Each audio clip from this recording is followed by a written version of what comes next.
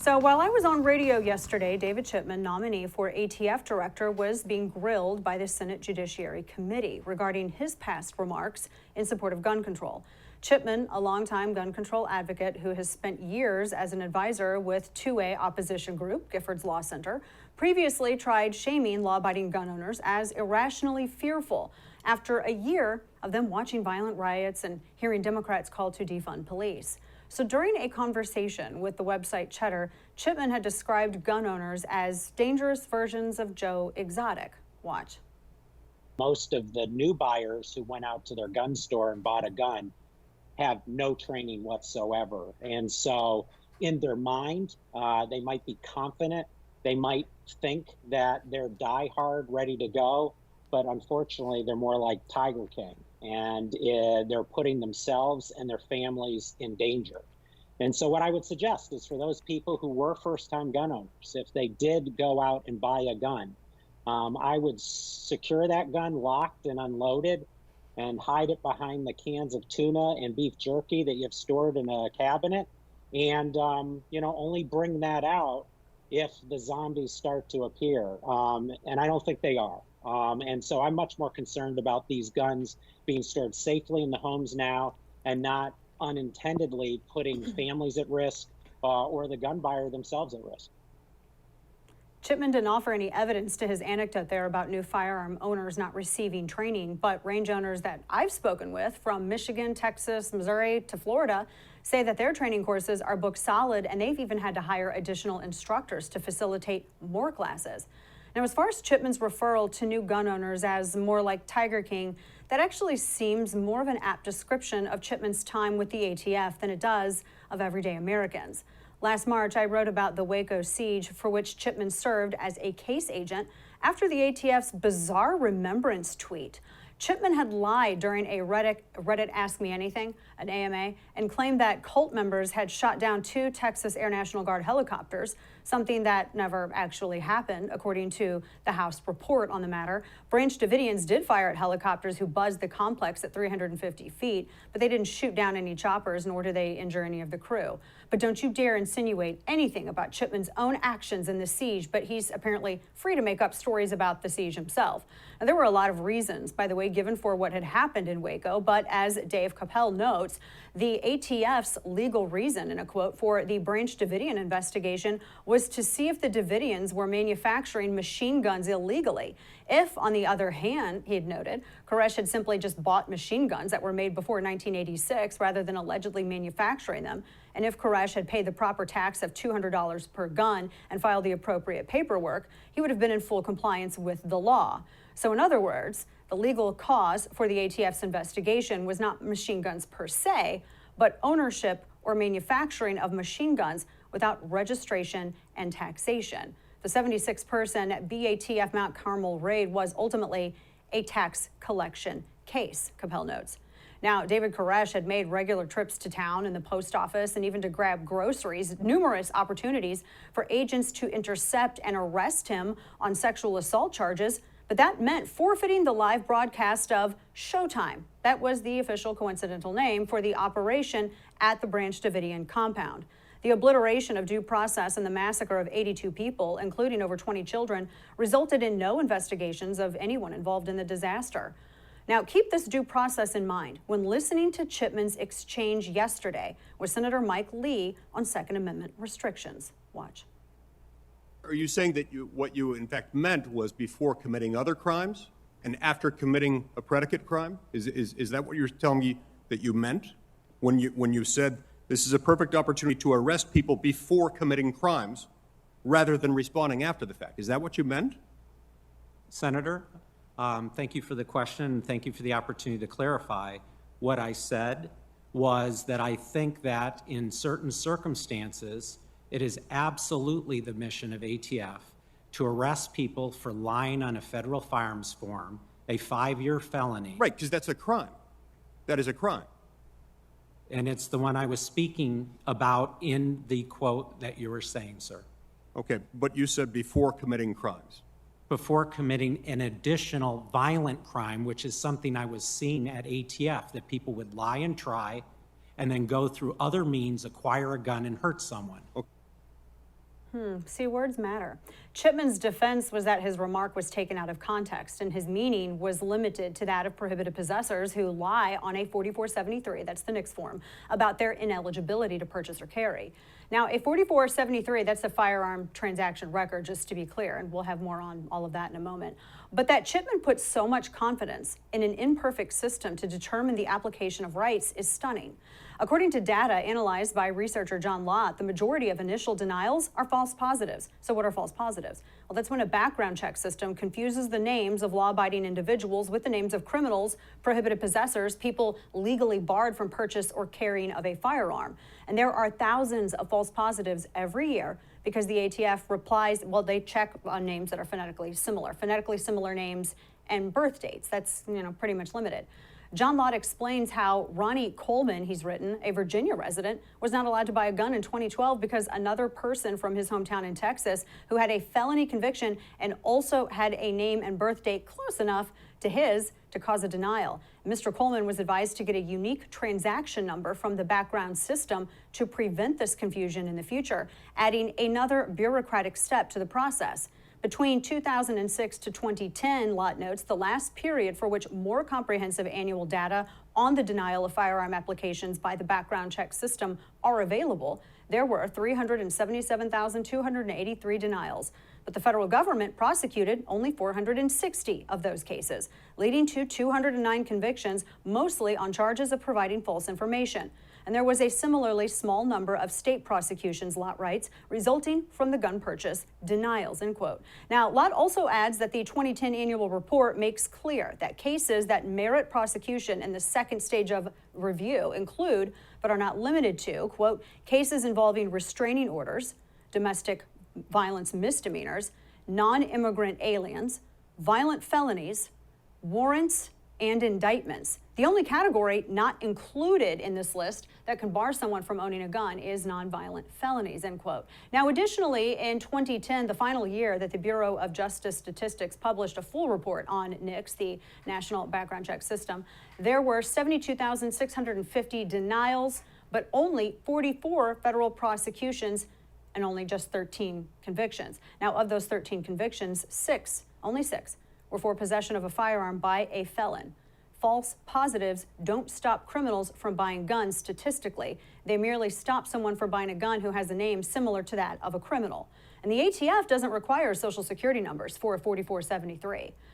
Well, why is that? You have to provide one to a prospective employer to get a job, but not for filling out your 4473 and going through that check system. Maybe could it be that they don't require social security numbers because they want false positives? That way the government can use government incompetency as an excuse to deny you your rights? Now, back to the issue for a moment of the 4473 fraud. Chipman begs the question in his defense because the majority of illegally possessed firearms used in commission of crimes do not come from people who lie on 4473s, as evidenced by the Department of Justice's own survey, which was updated in 2019, of prison inmates focusing on the source and use of firearms involved in crimes. The findings?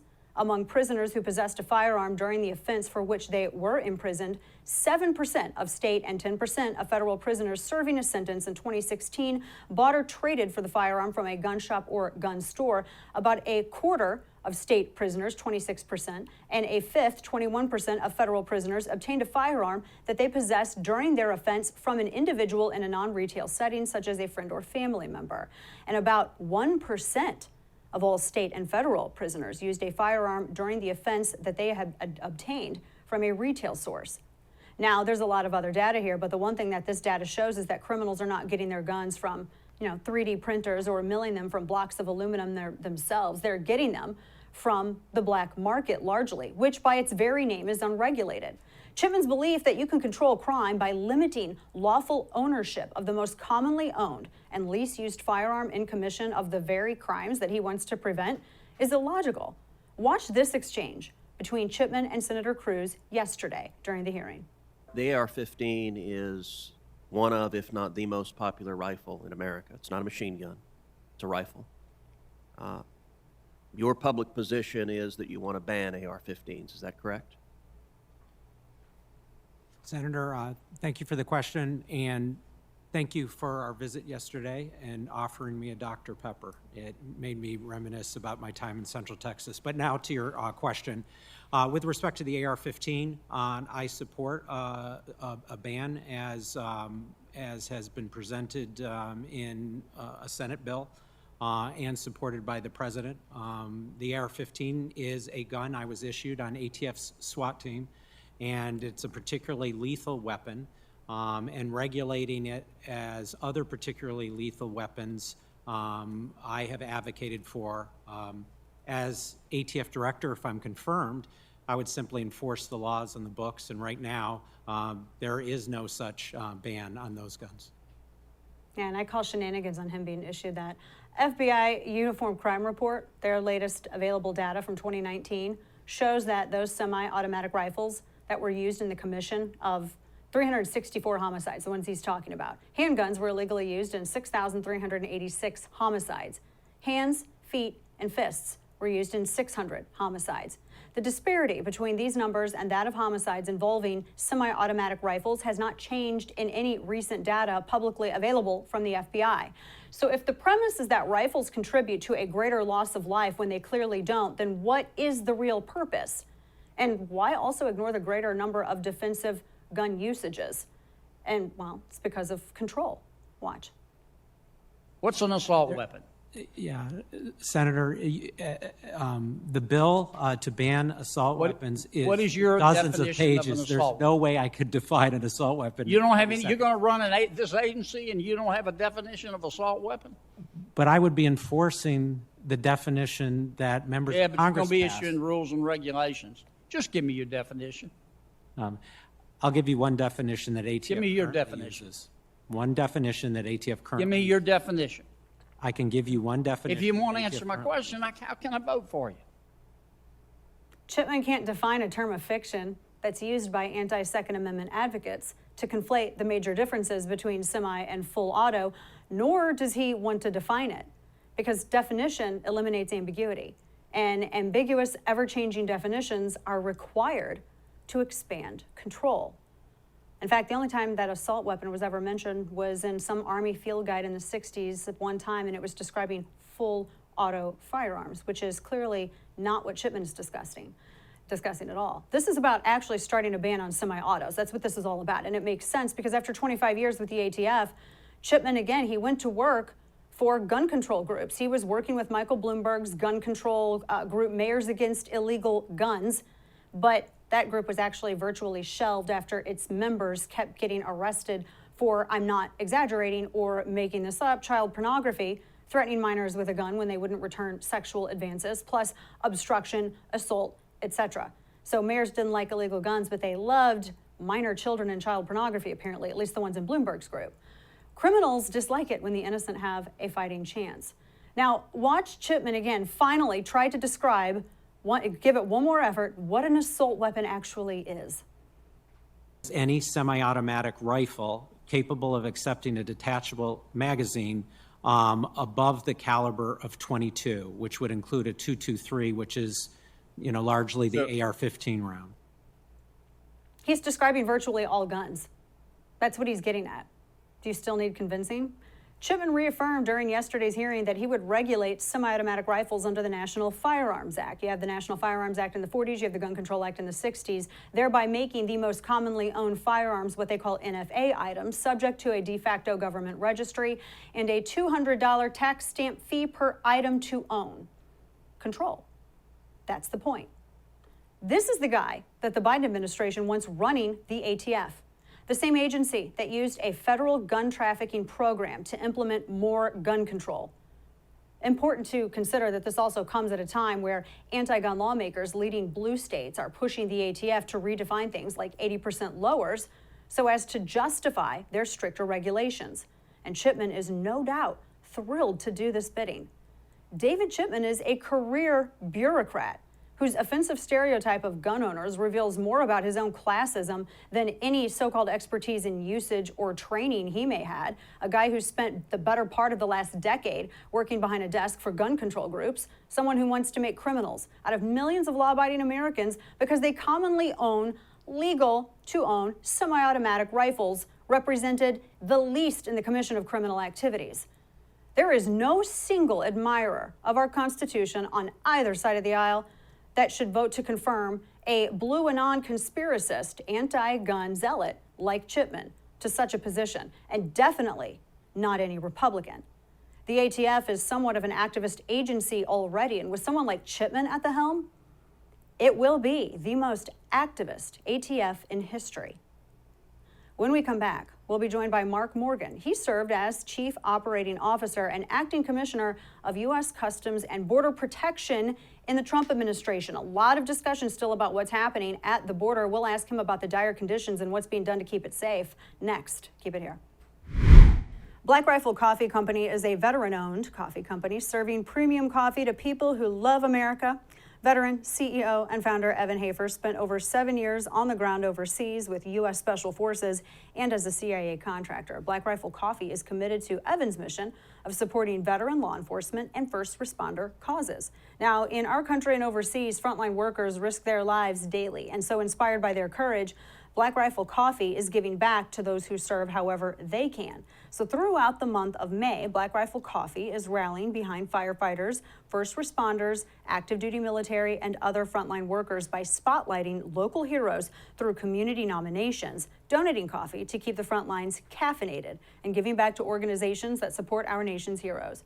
Their high-quality coffee beans are imported from all over the world and then roasted, probably by bald eagles, 5 days a week at their facilities, maybe in Tennessee and Utah, bringing you the freshest coffee in America. So head to blackriflecoffee.com/DanaTV to order yours and use code DanaTV at checkout for 20% off your purchase in your first coffee club order.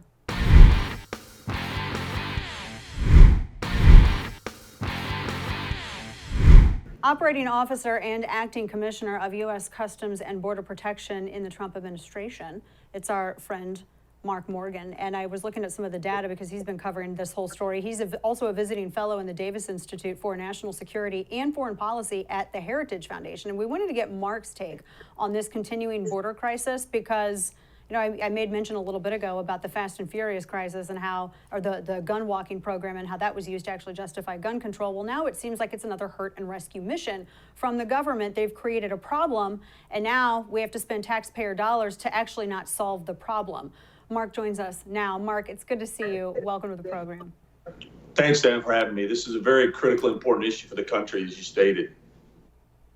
Yeah, very much so. I just wanted to run some numbers by you because I was looking at this piece that was written by, well, it comes from a couple of different sources, Associated Press, Reason Magazine as well. More than 4,500 immigrant children and teens held in tents on just one military base, for example, and hundreds of senior federal employees that are basically acting, in their words, as babysitters at the facility, not given a lot of training for that specific task, et cetera.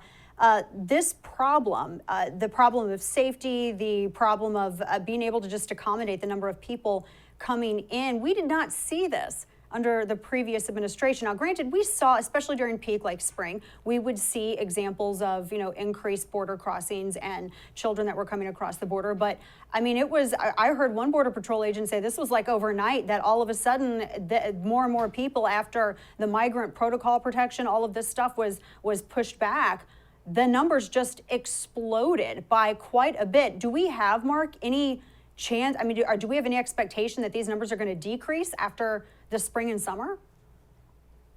And why would they? I mean, right now, this administration, as you stated, look, their policy, they dismantled every effective tool, authority, and policy that the Trump administration that we had put in effect that by February of 2020 had reduced the illegal migration flow by 75%. And the Border Patrol agency you talked to are absolutely right. With a stroke of a political pen, virtually overnight, this administration obliterated all of that. That's why we're seeing last month 178,000 apprehensions in a single month. That's the highest numbers that we've seen in more than 2 decades. And that is back-to-back months we've seen that. In the first 90 days of this administration alone, Border Patrol already saw more apprehensions in the first 90 days of this administration than we saw all of 2020, and it's going in the wrong direction. We're estimating well over 1.5, 1.6 million apprehensions, Dana, and that's just the numbers we're catching. there's an exorbitant amount of what we call gotaways, those individuals getting past the Border Patrol because they are being pulled off the line to do, as those pictures show, provide daycare services for families and unaccompanied minors that this administration has caused. Do we even know about a lot of the ages of the individuals coming in? Because I know that under the Trump administration, you had the Flores Amendment, and that was, the one of the things that he had paused because people who were, there were actual stories even from families south of the border that were discussing how children would kind of be used to get people through processing quicker releases. Is there any safeguard in place for any of those kids? Are we even sure that some of the, the older kids coming through are actually minors or actually juveniles? Do we even have a system under this administration to monitor that data? Dana, you're asking all the right questions. Absolutely. Under the Trump administration, we had it. The Florida settlement agreement that you mentioned, that's what started the catch and release, because individuals knew if you came to our borders with a family, that was your passport into the country, never to be heard from again. But through the Remain in Mexico program, just one example, President Trump shut that down, turned off that loophole. No longer was a family your passport in the United States. You're absolutely right. What we saw were families, or we call them renta families. Kids were actually being bought and sold to make fake families to get in. That was all eliminated. We shut that down completely. This administration, with the stroke of a pen, turned it all back on. The Remain in Mexico program was obliterated. Catch and release was turned back on. So now we're having the same phenomena we saw in 2019, where if you come to the border as a family or unaccompanied minor, that's your ticket into the country. We had it all solved, and now it's all been undone.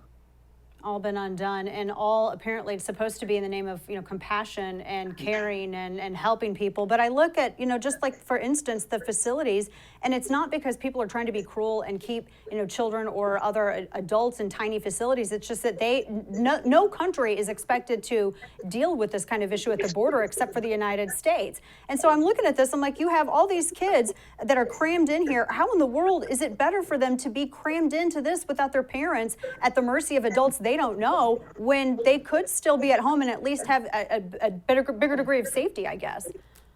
Dana, once again, you're spot on. And look, I'll go back even before they get to our country where these overcrowded conditions. On their trek up here, we know independent studies have said up to 30% of women and children are abused on their way up. But on the Mexico side, before they get here, they're shoved in overcrowded, unsanitary stash houses for days and weeks, and tractor trailers. Cartels, if they can't keep up, leave them behind. Countless migrants die every single year. Thousands have to be rescued by Border Patrol. That's before they even get to our border. And now, once they get here, you're right, there's not a single nation on the planet that can actually keep up with 178,000 in a single month. That's 6,000 illegal aliens a day. No country can keep up with that. And what's really frustrating for me, not only did we have this address, and we gave the Biden administration the most secure border this country's ever seen, but we warned them, Dana. DHS alone provided them 200 briefings, the transition team, the majority of which were on border security and illegal immigration.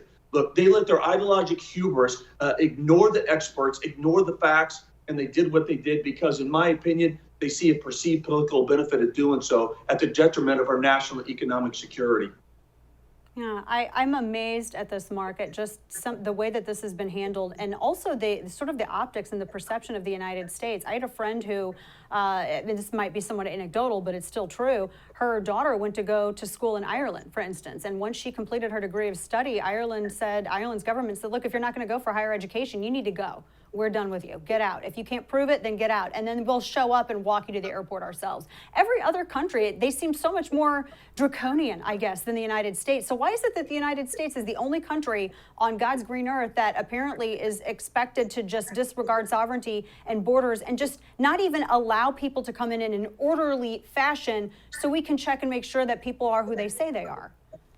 Because, look, we are, as you said, we are the most compassionate, generous country on the face of the planet. We swear in over 1 million migrants to be U.S. citizens. There's not another country on the face of the planet that does that. But what this administration does, look, I've been serving this country for 35 years, Dana, under 6 administrations. I've never seen an administration that has absolutely blatantly, with intent, lied to the American people. So I can understand why the American people are a little bit confused, because the mainstream media, as well as this administration, is filling their head with stuff that just misdirection, spin, and blatant lies about actually what's happening and who's the cause. Look, this Secretary, DHS Secretary Mayorkas, my final straw, I'm asking for him to be removed. When he testified in front of Congress a couple weeks ago, he continues with his lies to say the border is closed and our borders are secure. It's absurd. It's ridiculous. And he does not take responsibility, and he blames everybody on the face of the sun, to include climate change, but he won't take responsibility for being a chief architect of our open border policies right now.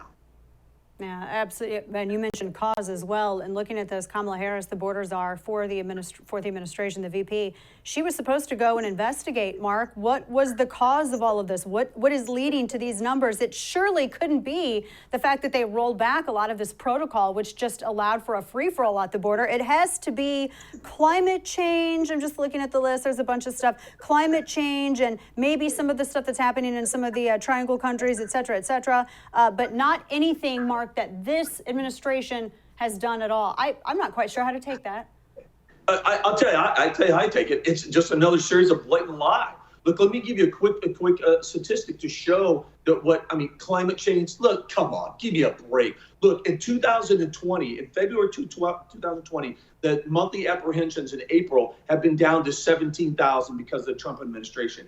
Fast forward 12 months later, 178,000. That's a 900% increase in 12 months.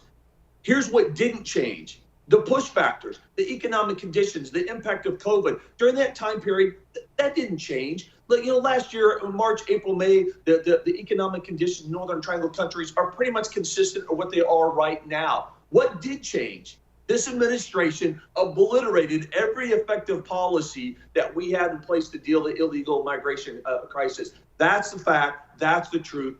They've created it.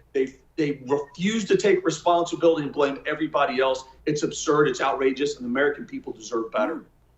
Last question for you, Mark Morgan. The administration, they're proposing a new budget. We were talking about that on radio today. And they're requesting $1.2 billion for border infrastructure, as well as migrant care and stronger ports of entry. You tell me if you believe that that money is actually going to be distributed for use of border infrastructure and migrant care and all of this other stuff. What is migrant care even? How is that even defined? Well, exactly. Well, I'll tell you how they're defining it right now. $850 million of taxpayers' money to build a temporary facility to process and release unaccompanied minors as fast as possible. A $500 million contract to house families in hotels to release them into the interior United States as fast as possible, and then refuse to allow ICE to do their statutory responsibility to lawfully deport them. I'll tell you, that's where part of it's going to go. But look, I have no Look, I believe it when I see it, but I have no faith that they're actually going to put this money towards anything that's actually going to help border security. This administration has showed the opposite in everything they've said and done, and the continued lies to the American people. No, I agree. And so many people are suffering for it, including those people that they claim to care about the most, and which is motivating their actions. It's so sad. Mark Morgan, appreciate what you do and our time together today. Thank you so much. Thanks for having me. Of course. When we return, Will Chamberlain from Unsilenced Majority, and we're going to ask him the $10 million question, because this is an organization all about fighting cancel culture. We're going to ask him how. He's got some ideas. Stick around.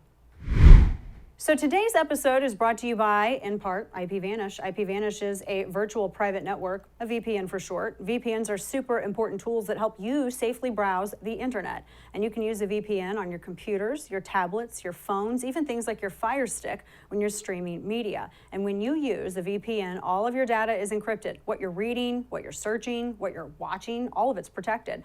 So if you care about the security of your online activity, the easiest way to protect yourself is with IPVanish's VPN. It's rated 4.5 out of 5 stars on Trustpilot, and IPVanish provides an encrypted connection for all your internet traffic, helping to prevent websites and Wi-Fi providers and even hackers from intercepting your data. And you can help keep your financial details, your personal information, and your online activity safe from threats with IPVanish.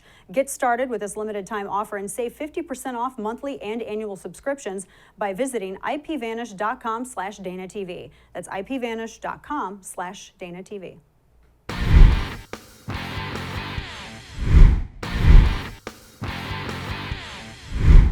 we are excited to welcome Will Chamberlain, Senior Counsel for Unsilenced Majority. It's a grassroots conservative advocacy organization opposed to cancel culture in all of its ugly, nasty forms. Unsilenced Majority takes on corporate censorship and thought policing, blacklisting, and a lot more. Will, it's good to see you. Thanks for joining me today. Great to be with you, Dana. So I've never seen anything like this before. I mean, obviously there's always been consequences for people saying silly things and people doing dumb things. I mean, people have always made mistakes, and if perfection were required for existence in the public sphere, I don't think anyone would qualify. However, this is so incredibly insidious and so much more than that, because this is about really controlling behavior and controlling thought and kind of encouraging, the only way I can describe it is this Borg approach to this hive mind.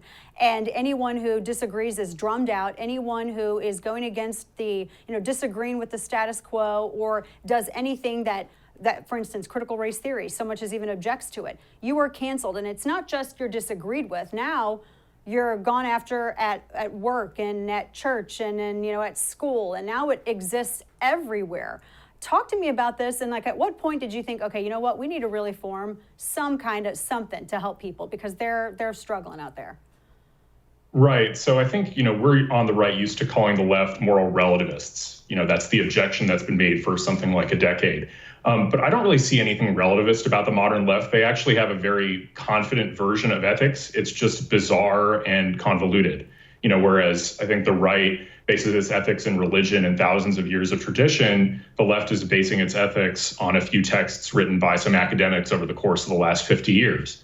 And as a result, you can't say they're relativist anymore, but it's just a bizarre, almost quasi-religious phenomena where you have this clear, this thing where you can violate a code and then be completely cast out of the moral community. And it's just not just that. There's no means of redemption, and that I think explains a lot of essentially the behavior you see from the left. They're moral absolutists. They don't believe people deserve redemption if you transgress.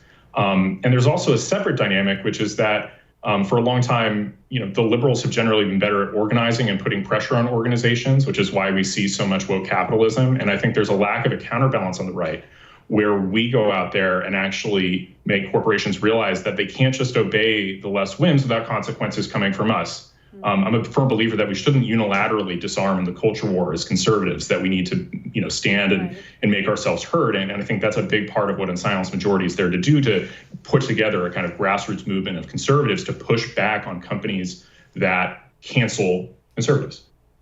Right, and you mentioned, Will, something very interesting, the corporate wokery that's been taking place. Why is it that you think so many conservatives have been a little hesitant to push back? Do you think it's because they feel as though, well, it's a private business and they should be able to run their business how they want to? But that doesn't seem to be a completely logical, not that they're being malicious about their reasoning, but that doesn't seem to be a completely logical conclusion. It's a lot more than that. Talk about that, if you would. Right. Well, first off, it's extremely self-defeating. If you have one side that says we're willing to push corporations and motivate them to do what we want, and the other side that says, well, we'll just give corporations what they want, then clearly corporations feel like we can be ignored and they should just listen to the left to avoid any consequences. But it also comes from a kind of bizarre view of conservative principles that's essentially anytime government does something, well, that's a negative, but anytime a corporation does something, well, they're owed a ton of deference. And I think part of the recognition of the modern right, when it comes to big tech or any other issue, is that corporate power can be oppressive too. I think we've all gotten a sort of lesson that just because they don't have the power of the state behind them doesn't mean they can't be very, very oppressive towards your freedoms. Right. And that's not to interrupt you, but that seems like such a huge lesson. You said the modern right. I feel like that's a huge lesson that conservatives need to understand, because it's not just government that can be oppressive. We're seeing it through, for instance, big tech. We're seeing this corporate fascism, so to speak, and drumming people out of, in a number of different ways. We could talk about Operation Choke Point with banking and financial services. We could talk about big tech suppression of conservative voices and even conservative media outlets.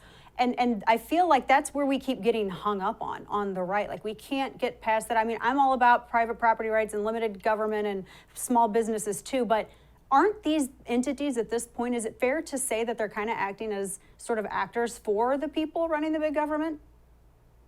Exactly. I mean, if they're doing these things at the urging of the government, or if they're doing these things because they want to facilitate one particular political party winning, then especially when they wield this much power, it's almost quasi-sovereign. I mean, wouldn't China love to be in a position where they could do what Twitter and Facebook are able to do to dissenting voices?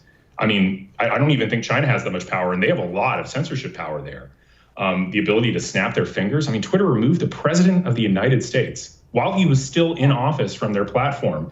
I mean, there's a reason that, even though other countries have different speech norms, there's a reason that all those other countries objected, like even Mexico and Germany were like, whoa, whoa, whoa, whoa, whoa, whoa. You are not a state actor. You don't get to do this stuff. Thinking about what happens when Twitter censors, Prime Minister Merkel, I mean, that kind of thing. Yeah, no, that was terrifying that other countries were even saying, you're kind of going a little crazy with the wokery. Like when France says that America's cancel culture is affecting their culture, I'm like, you people are the libertines. Like, how are you accusing at first I wanted to be patriotic in my response, but at the same time, I'm like, oh, wow, that's right. That is actually kind of correct with that. It's almost like we're falling behind culturally in a way. Is that kind of the right way to look at it? That's how it feels. Yeah, I would say so, right? Free speech is more than just the First Amendment. I mean, there's a cultural norm to free speech where people respect the right of everybody else to speak, and also the notion that truth comes out of allowing people in diverse views to be heard. And, you can say what you want about the First Amendment, but in 2021, the modern public square is Facebook and Twitter. And if you can't participate in that, you're not really participating in the public square anymore. And so that leads to both the ability to silence dissenting views, and also it creates a kind of sword of Damocles hanging over the head of anybody who dares utter a dissenting thought. And I think, a really basic element of freedom is the idea that you can speak freely, and not just, when you're alone in your room or, to 5 people in a public park, but no, you can speak freely in the public square. And I think preserving that freedom is a lot more important than, for example, preserving Jack Dorsey's right to censor anyone he wants, as David French might have it. I don't think that's the most important freedom of Americans to preserve. I think that's a very good point that you make. And one last quick question for you on that subject, because this is one of the reasons why Unsilenced Majority was created, because there are a lot of people out there, and it doesn't even matter if you're in commentary or in politics, government or not. I mean, it's affecting everybody, and you rely upon any kind of account verification for safety. How can people, what can people do to just sort of to link up with Unsilenced Majority and get involved so they don't feel so alone fighting this, in their areas?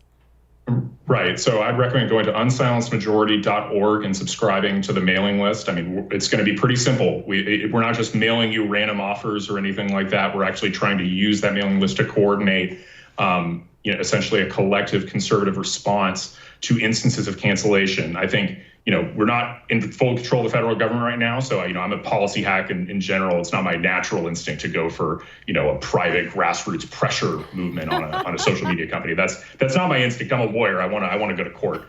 But I think, this organization itself is, and what we're trying to be a part of is actually creating a private, corollary to that, where we also are able to create private pressure to counteract some of what the left is currently doing. And I think that's really important. And, maybe it doesn't work that great in the context of Facebook and Twitter censorship, but when, more companies in more competitive environments, companies that aren't monopolies, are a little more afraid of their customers. And I think that's where this is really going to help.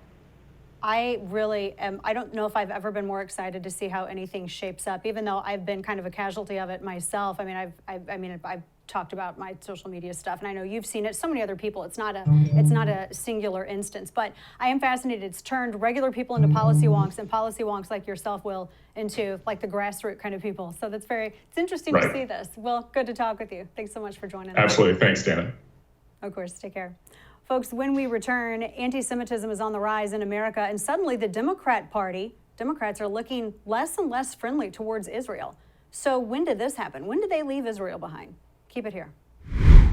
After the show, I want all of you to visit this website, preparewiththefirst.com. It is a special website set up by our friends at My Patriot Supply, and every day it seems like things get a little crazier out there, and the best way to have peace of mind is to have your little rations, your stockpile of emergency food and water. My Patriot Supply is America's leading preparedness company, and they're here to help you become more self-reliant no matter what happens next. But you can't wait for something bad to happen and then react. You should act now before we see like a stock market crash or hyperinflation, civil unrest, or a natural disaster.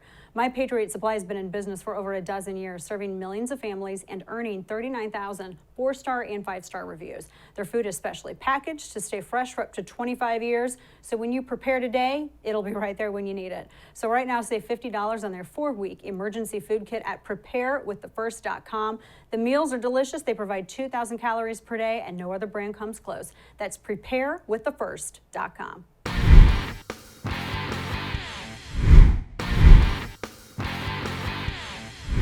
So it's time to ask the question, when did the left leave Israel? Once upon a time, the Democrat Party and the left could be counted on to be stalwart defenders, not just of Israel, but of Judaism and Jewish people. But clearly, if you look in the media, those days seem kind of over. When the latest round of violence broke out between Israel and the Palestinians, this after Hamas launched over 4,000 rockets at Israel, anti-Semitism spilled out into the streets of America. This is something that you see in the Middle East, but not in the United States. We had pro-Palestinian groups attacking Jewish people in New York, and another group of about 30 Palestinians, according to reports, walked up to a restaurant in West Hollywood and asked if there were any Jews waiting in line. And then they proceeded to attack a group of 4 Jewish people who were there as customers and beat one of the people up in the group who had asked to actually remain unidentified. And there are many more attacks, verbal and physical, happening, and also in other parts of the world, not just the U.S. Should we be surprised, though, by this sudden rise of anti-Semitism here in the United States? I mean, after all, we have members of the Democrat Party openly condemning Israel, saying that it's a genocide state, that they practice apartheid. Democrat Ilhan Omar tweeted this, quote, "Israeli airstrikes killing civilians in Gaza is an act of terrorism. Palestinians deserve protection. Unlike Israel, missile defense programs such as Iron Dome don't exist to protect Palestinian civilians. It's unconscionable not to condemn these attacks on the week of EID." Now, Ilhan Omar, the Palestinians, I don't know if she realizes that they don't have an Iron Dome because Israel doesn't allow terrorist groups to operate freely in Israel and launch thousands of rockets towards Palestinian civilians. However, the Palestinian government does allow this because you have Hamas and you have Hezbollah and you have Fatah and all the Islamic Jihad and everybody hiding thousands of rockets in buildings with civilians, to say nothing of the metro, those very expensive tunnels that they dug underground. Then terrorists fire those rockets from these buildings at innocent Israeli citizens, both Jewish and Arabic, by the way. That's why Israel needs an Iron Dome.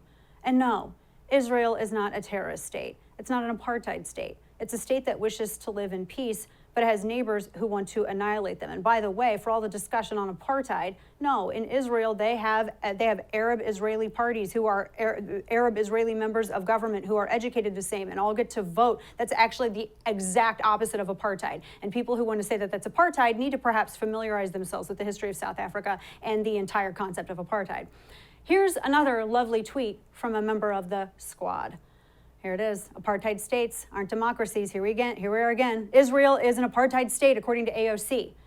Let's actually be a little bit more specific about what it is not and what apartheid is not. Israel is the only Western democracy in the Middle East. Arab Israeli citizens vote. They have the same rights as Israel's Jewish citizens.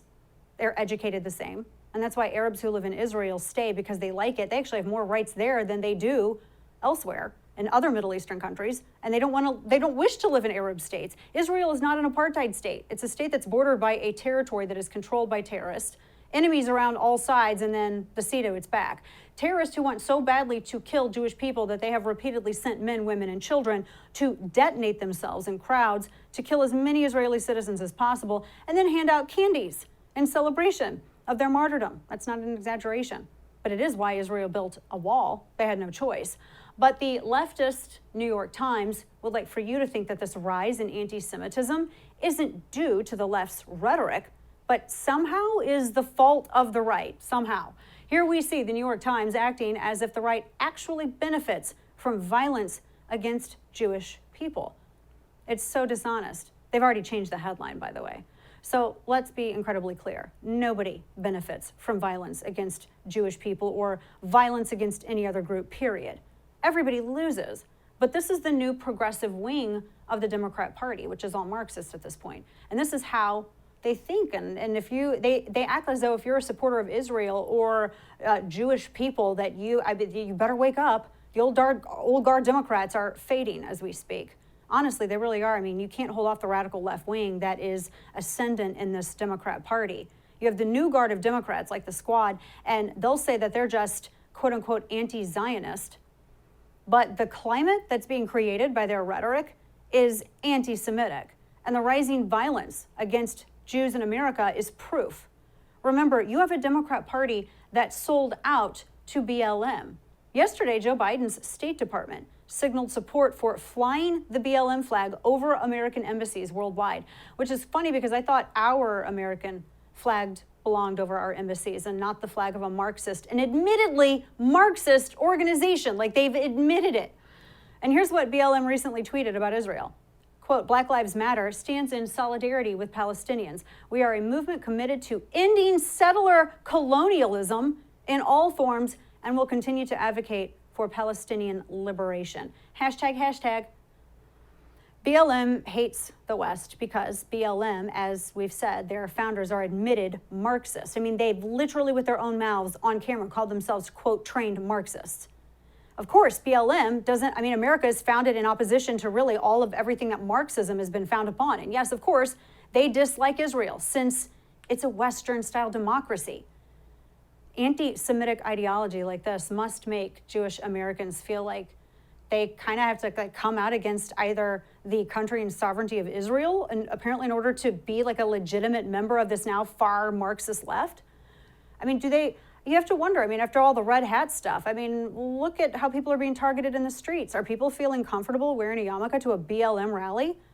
Or what about the Women's March that was organized by notorious anti-Semite and Farrakhan supporter Linda Sarsour? What about its Star of David there? I mean, is it the far left's new policy to make Jewish Americans feel uncomfortable in the Democrat Party? The next time a conflict breaks out between Israel and Palestine, it really doesn't sound like it's Republicans that people have to fear when they go out to dinner in West Hollywood or take a walk down the street in New York. I mean, let's be real. The left has abandoned, maybe there are some few stalwarts who are remaining, but by and large, the majority, it seems, at least policy-wise and in rhetoric, have abandoned Israel, and they're forcing American Jews to make a choice, which is also anti-Semitic. I mean, there's like no middle ground. You have to condemn Israel or be considered a white oppressor or a proponent of settler colonialism, like BLM tweeted about. The left's support of Israel seems to have left the building. So the question is, will Jewish people in America, will Jewish Americans support Israel's right to exist, to continue to stick around inside of a movement and a party that doesn't really seem to want them there and thinks that can't separate Israeli country government politics from the Jewish faith? They have an inability to do so. And as a result, their language, pretty questionable. That's it for tonight, folks. Thanks for tuning in. Good night, and don't bend the knee.